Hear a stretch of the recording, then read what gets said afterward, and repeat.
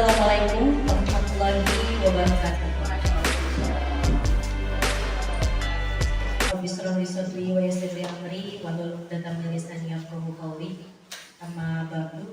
Alhamdulillah, senang sekali pada hari ini kita semua bisa berkumpul bermuajahah dalam acara diseminasi pemahaman budaya positif.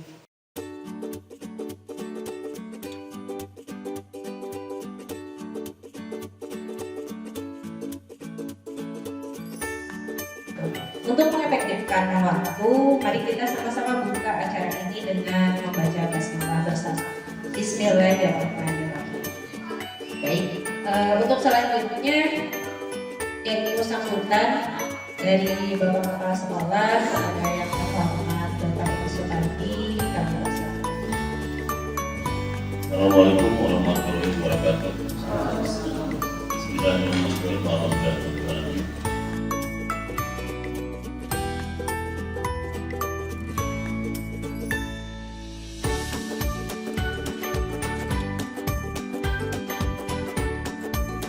Untuk pemateri pertama, yaitu akan disampaikan oleh Bapak Muhammad Denny Hidayat, kepadanya kami persilakan.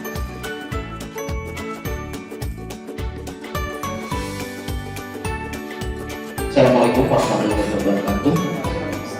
Alhamdulillah, Bu Bapak pada kesempatan ini saya ucapkan terima kasih bisa hadir dalam kegiatan diseminasi pemahaman budaya positif sebagai aksi nyata dari CGP yaitu pada modul 1.4.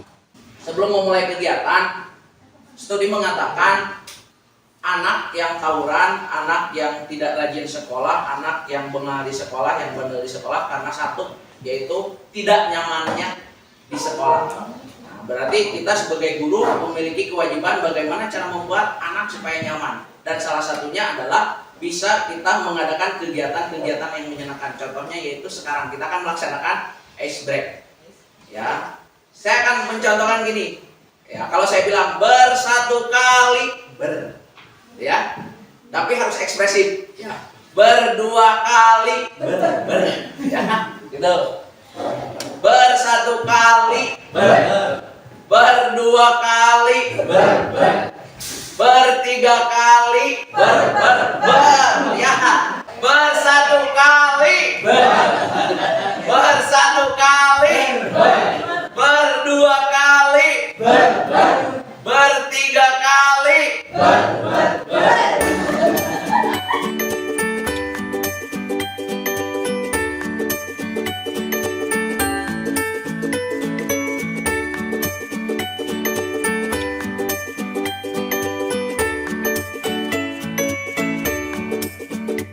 Maka dari itu saya akan menjelaskan mengenai budaya atau disiplin positif. Kenapa penting disiplin positif? Ya, di sini kita sudah memiliki visi tampil padu, ya, visi SMN Negeri Bogor. Nah, untuk mewujudkan visi tersebut maka perlu lingkungan yang positif seperti tadi. Jadi lingkungan positif itu mendukung terwujudnya akan visi yang sudah dibuat oleh sekolah. Kita bahas dulu makna disiplin. Disiplin dari bahasa Latin, disciplina, ya artinya belajar. Ingat, ininya di merah, belajar. Makna asal dari kata ini berkonotasi dengan disiplin dari diri murid-murid dari Sokrates dan Plato. Menurut Sokrates dan Plato, ya seperti ini. Terus, disiplin diri membuat orang menggali potensi menuju sebuah tujuan yang dia hargai. Tapi buktinya di kita, ya, disiplin telah berubah menjadi sesuatu yang dilakukan seseorang pada orang lain untuk mendapatkan kepatuhan. Ya, coba aja Bapak Ibu rasakan. Ketika Bapak Ibu ingin mendisiplinkan anak, makna yang atas atau makna yang bawah? Kita menginginkan anak patuh terhadap peraturan. Tapi makna disiplin sebenarnya adalah bagaimana anak bisa belajar, bagaimana anak bisa menggali potensi dirinya menuju sebuah tujuan dan dia menghargai tujuan itu, menghargai proses itu. Berarti disiplin yang kita praktekkan selama ini masih bisa dikatakan salah.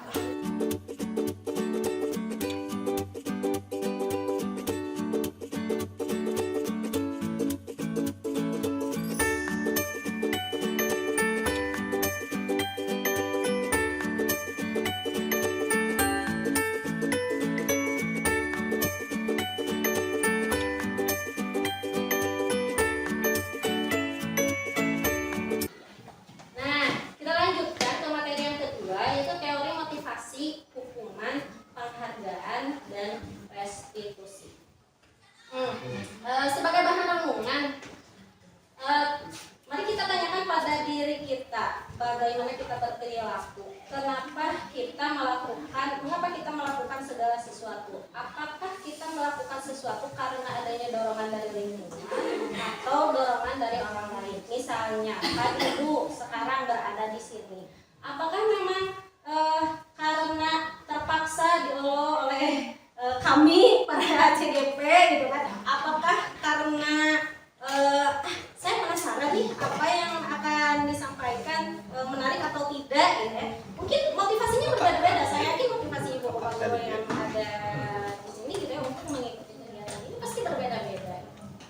Pernahkah ibu bapak melakukan sesuatu untuk mendapatkan senyuman dari orang lain? Apalagi kira-kira alasan orang melakukan sesuatu gitu. Ya kan? Banyak ya motivasinya. Saya yakin pasti semua orang memiliki motivasi yang berbeda-beda dengan kegiatan yang berbeda. Dalam teori, motivasi perilaku manusia itu ada 3 jenis. Yang pertama, untuk menghindari ketidaknyamanan atau hukuman. Kita melakukan sesuatu itu karena takut. Atau ada juga yang motivasinya itu untuk mendapatkan imbalan. Kita ikut itu karena biar dapat sesuatu. Kan? Atau ada juga motivasi yang dia itu menghargai diri sendiri menjadi insan sesuai harapan.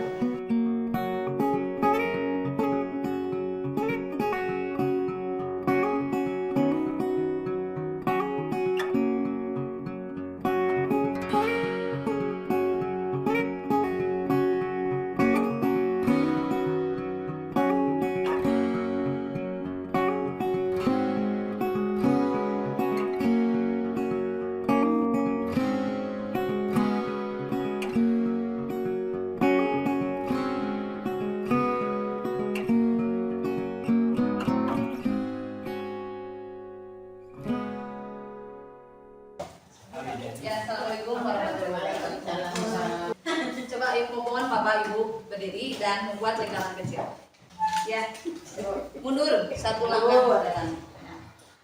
Kita bermain untuk memusatkan konsentrasi karena barusan konsentrasinya ke HP saja gitu ya. Kita main dor tembak-tembak. Ketika saya mengatakan dor ke Bulina jongkok. Dan yang di sampingnya saling berhadapan menyebutkan nama lawannya. Oh, namanya. Ya, misalkan Dor, Bu Yeti, Bu Hera, Bu Yeti. Yang telat mundur. Siap ya? Konsentrasi mulai gitu jawabnya ya. Konsentrasi dimulai. Dor.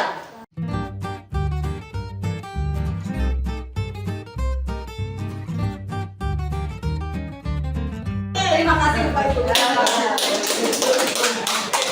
Yang selanjutnya ya Bapak Ibu. Yang ketiga adalah keyakinan kelas.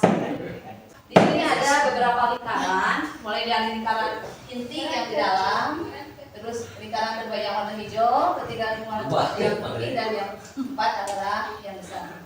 Ini yang paling dalam itu adalah peraturan kelas. Ada peraturan, ada keyakinan. Apa bedanya peraturan dengan keyakinan? Coba siapa yang bisa menyebutkan peraturan seperti apa? Peraturan dibuat oleh ini kalau keyakinan berdasarkan dari diri sendiri gitu. Ya, disepakati ya. Kalau peraturan misalkan kita harus memakai helm, kita hanya tahunya undang-undang saja tanpa tahu proses pembuatan peraturan itu dari siapa dan hukumannya apa, hanya itu saja. Tapi kalau keyakinan ini dibuat oleh bersama, disepakati bersama. Contoh peraturan kelas itu dibuat dari masukannya itu dari semua siswa. Saya sudah menerapkan, Pak Denny sudah menerapkan di kelas 9A. Mereka buat mau seperti apa kelas ini. Ada yang mau bersih, ada yang mau disiplin tepat waktu, ada yang saling menghargai, jangan menyebutkan nama orang tua. Itu anak, itu kan bagian dari hayat anak. Nah kita timpun, kita tampung, buatlah jadi keyakinan kelas. Dan apa fungsinya? Nanti ketika anak itu melanggar, kita kembalikan lagi ke keyakinan kelasnya. Jadi bukan peraturan sekolah, tapi peraturan yang dibuat bersama. Jadi mereka akan sadar, oh iya saya ini melanggar. Melanggarnya itu bukan karena dihukum seperti pada dulu ya, pada dulu mereka mana terbawa mereka topi. Tapi kalau sudah disepakati, nah jadi ini kamu ini melanggar yang ini di poin ini, itu hasil kesepakatan. Dan seharusnya untuk keyakinan kelas nanti akan lebih lagi ke sekolah yang akan menjadikan lingkungan positif atau menjadi budaya. Ya, namun guys sama persepsinya dari setiap kelas di sekolah dilaksanakan di fasilitas ibu sekolah akan menjadi budaya. Seperti halnya sholat duha, mulanya kan hanya peraturan apa ya, program sekolah saja gitu ya. Tapi ketika anak-anak sudah menjadi biasa, menjadi budaya akan menjadi ciri khas kita. Nah, itu yang harus dikembangkan. Mungkin bukan hanya duha saja, tapi semua kegiatan yang ada di sekolah, baik itu yang sifatnya keagamaan ataupun sosial.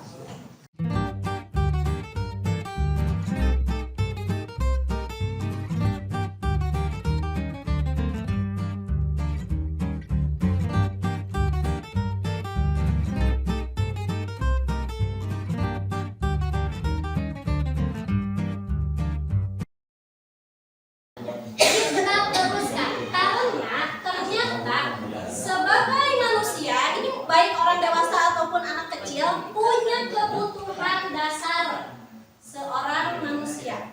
Apa saja kebutuhan itu? Ada 5. Yang pertama survive. Kita lihat di lingkaran ini kebutuhan dasar manusia ada 5. Yang di tengah adalah survive, bertahan hidup. Karena ini yang paling utama. Ya, yang di pinggirnya mungkin kita nomor 2 dan sekiannya. Karena yang pertamanya itu adalah bertahan hidup. Kemudian yang keduanya itu ingin penguasaan, kekuasaan, power, ingin kasih sayang dan rasa diterima atas kepadanya. Ya, padanya butuh kasih sayang, butuh rasa diterima, tentu saja anak butuh kasih sayang. Apakah kita butuh kesenangan? Tentu saja. Kita butuh kebebasan nanti saja. Kebutuhan bertahan hidup. Kebutuhan bertahan hidup adalah kebutuhan yang bersifat fisiologis untuk bertahan hidup, misalnya kesehatan, rumah, makanan, kebutuhan biologis dari proses reproduksi termasuk kebutuhan untuk tetap bertahan hidup. Komponen psikologis juga meliputi kebutuhan akan perasaan aman.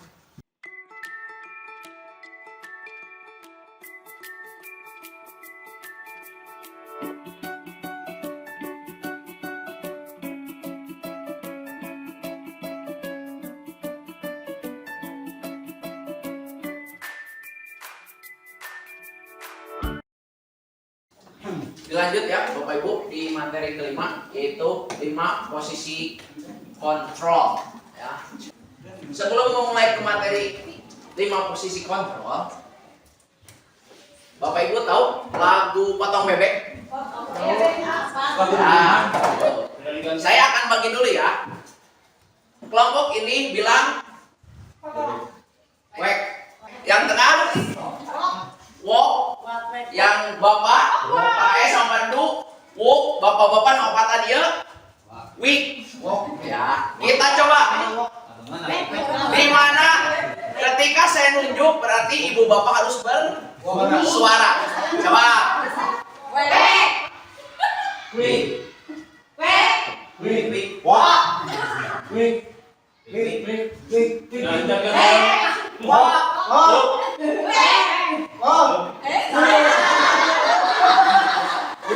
Ya ulang. Wek.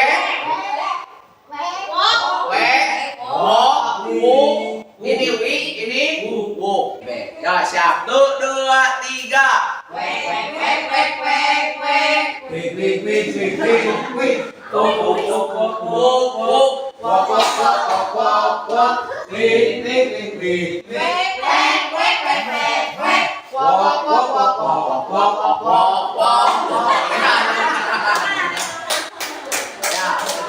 Itu salah satu contoh ice break yang Bapak Ibu bisa laksanakan ketika anak sudah mulai jenuh. Ya, kita kembali ke materi mengenai melanjutkan yang tadi ya, yaitu 5 posisi kontrol. Apa sih 5 posisi kontrol? Kita lihat di sini.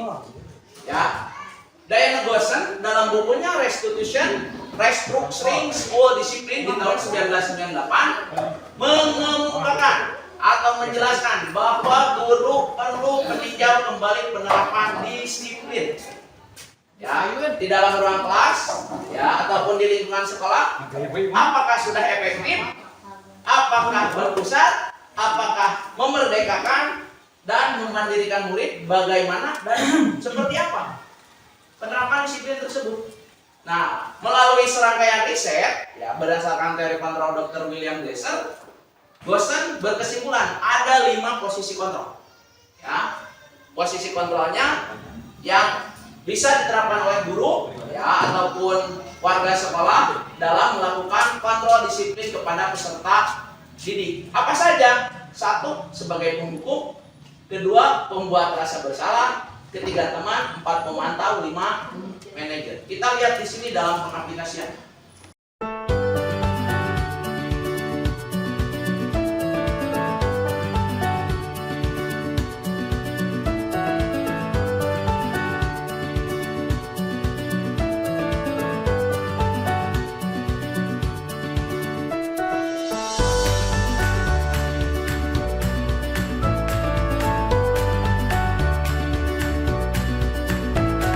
Ya, ini materi terakhir ya tentang restitusi.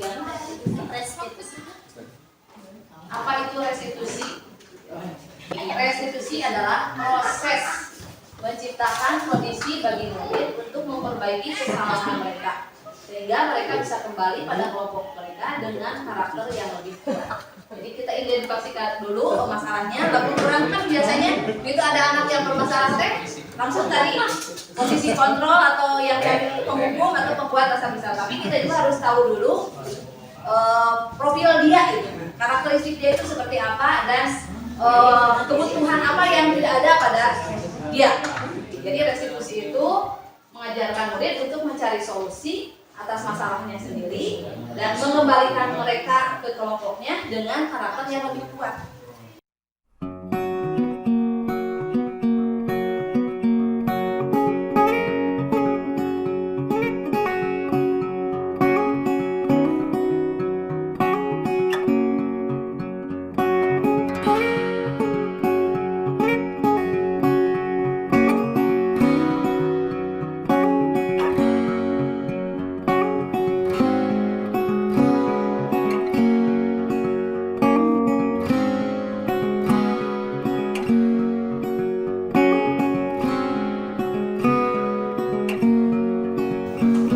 Silakan Bapak Ibu, jika ada yang ingin ditanyakan, boleh.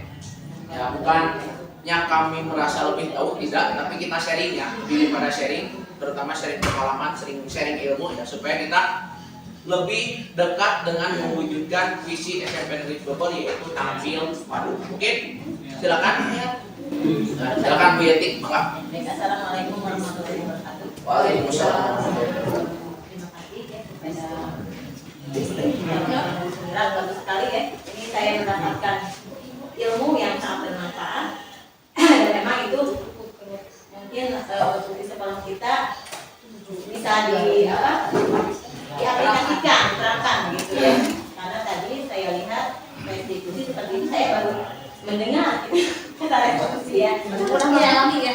Padahal pernah mengalami gitu. Kita juga kekecuaan yang dulu daripada kita malah-malah gitu, darah dingin. Memang seperti itu yang banyak lebih bagus ya kita di sini. Yang pertama tadi ya pada ini keyakinan kelas, kesepakatan kelas itu bagus dari mulai kesepakatan kelas itu.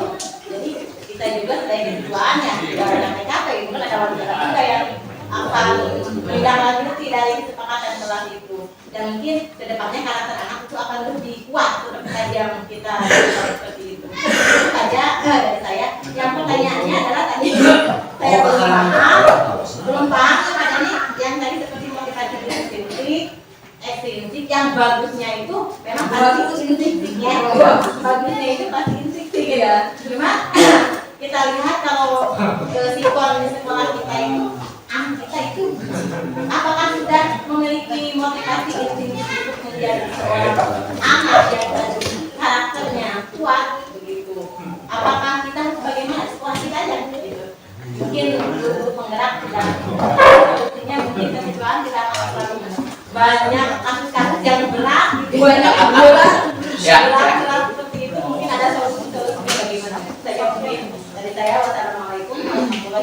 Waalaikumsalam warahmatullahi Ini jadi permasalahan mengenai masalah motivasi. Kita sering mendengar motivasi dan motif itu ya. Saya mau penjelasan apa yang dimaksud dengan motivasi, apa yang disebut motif, lalu faktor-faktor penggeraknya seperti ekstrinsi, intrinsik, dan bagaimana hubungannya untuk kemajuan, untuk perbaikan di sekolah kita. Karena biasanya disesuaikan dengan karakter lingkungan, baik lingkungan sekolah ataupun lingkungan masyarakat, sehingga nanti menjadi suatu nilai yang berbudaya. Pengingat gitu sekali. Ya, terima kasih. Ya, pada Pemko pertanyaannya sedikit tapi jerung. Dalam Ya, gitu. Ya, silakan. Ibu Bapak ada yang lain yang ingin bertanya lagi? Ya, silakan Bu Lina. Ya, selama ini kan kita mengenainya mempraktekkan konsep reward and punishment gitu kan. Nah, yang mana sebenarnya saya sendiri gitu punishment dalam keadaan tertentu diperlukan gitu ya. Reward juga dalam keadaan tertentu diperlukan. Tapi dengan tadi konsep hukuman, hukuman dan penghargaan itu, Harga sebagai hukuman. hukuman itu aku semua. Nah, itu saja pertanyaan. Oh, ya. Ya, terima kasih untuk Bu Lina. Ya. Jadi mungkin di situ kan ada dikatakan bahwa profil pelajar Pancasila ya, berarti yang disorotnya adalah pelajarnya itu sendiri gitu kan. Sementara kalau kita bayangkan bahwa pelajar itu nanti akan bersinggungan dengan guru dalam tenaga pendidik dan tenaga pendidikan. Kebanyakan disiplin itu sebenarnya bukan untuk hanya pelajarnya saja, Jelas. tentu kita pun harus diawali dengan bagaimana kedisiplinan daripada yang mau mendisiplinkan itu, gitu kan. Jadi mungkin kedisiplinan ini bukan hanya ditujukan untuk pelajarnya saja, tetapi pelajar itu mungkin akan bertujuannya yaitu memiliki profil pelajar Pancasila. Tapi mungkin apakah dengan adanya profil pelajar Pancasila ini, gitu kan, sebenarnya harus bagaimana seorang pelajar itu bukan pelajar, pengajar. Apakah pengajar pun harus memiliki profil Pancasila atau seperti apa? Assalamualaikum warahmatullahi wabarakatuh. Dan berkaitan dengan pertanyaan Pak Alum, apakah seorang guru harus memiliki nilai-nilai karakter ini, gitu, profil pelajar Pancasila? Sebenarnya sebelum kami mempelajari modul ini, di modul sebelumnya kita sudah membahas mengenai nilai-nilai yang harus dimiliki oleh seorang guru. Mungkin sebenarnya dalam peraturan pemerintah juga sudah ada ya, bagaimana seorang guru dalam undang-undang guru dan dosen gitu, ada profil yang harus dimiliki oleh guru dan dosen. Tapi ada nilai-nilai yang harus dimiliki oleh guru, yaitu yang pertama berpihak pada murid. Kita harus bisa mengakomodir kebutuhan murid, gitu, kebutuhan minat dan bakatnya, potensinya, gitu. Itu berpihak pada murid. Kemudian yang kedua, kita sebagai guru harus inovatif. Inovatif berarti tidak stuck begitu saja ya, dengan misalnya dengan fasilitas yang ada hanya tergantung kepada itu. Nah, kita harus inovatif gitu, memanfaatkan apa yang ada. Dan yang ketiga nilai itu adalah mandiri. Kita sebagai guru juga harus mandiri. Kalau tidak ada NGMP, tidak ada apa gitu, kita harus mencari untuk mencari sendiri gitu, mengembangkan potensi, mengembangkan kompetensi kita sebagai guru. Yang keempat itu kolaboratif. Bagaimanapun kita tidak bisa berdiri sendiri, harus ada kolaborasi dengan rekan kerja, kolaborasi dengan kepala sekolah khususnya gitu ya, karena semua kegiatan yang akan kita laksanakan itu bergantung pada kebijakan kepala sekolah. Begitupun dengan para PKS gitu. Kita harus ada kolaborasi gitu, dengan rekan serumpun, dengan semua rekan kerja di sekolah. Kemudian yang kelimanya itu adalah refleks. Berarti dari semua yang telah dilaksanakan kita harus merefleksi gitu. Jadi sebenarnya itu ada untuk gurunya ada 5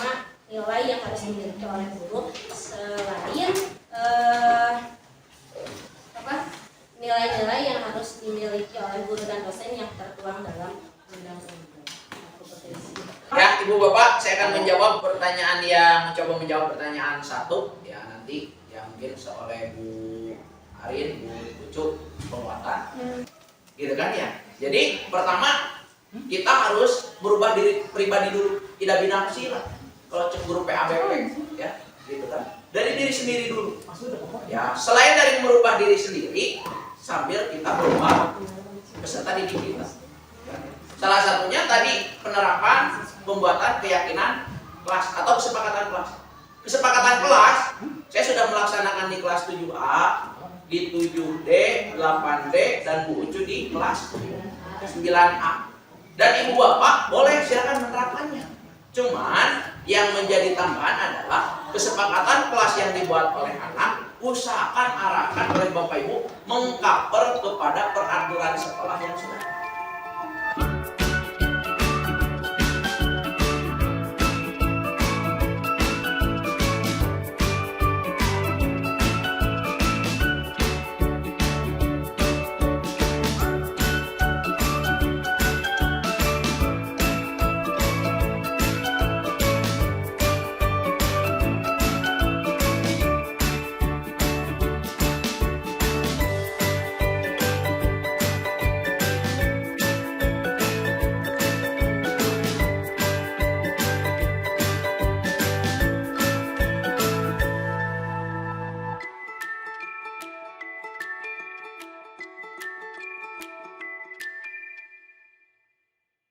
Alhamdulillah itu sangat positif sekali dan itu menunjang kepada untuk menindaklanjuti dari apa yang barusan kita kaji, kita istilahnya, sehingga menambah wawasan bagi saya khususnya dan rekan-rekan pada umumnya, sehingga ini akan ditindaklanjuti dalam aksi-aksi untuk penunjangan terhadap destinasi tadi gitu.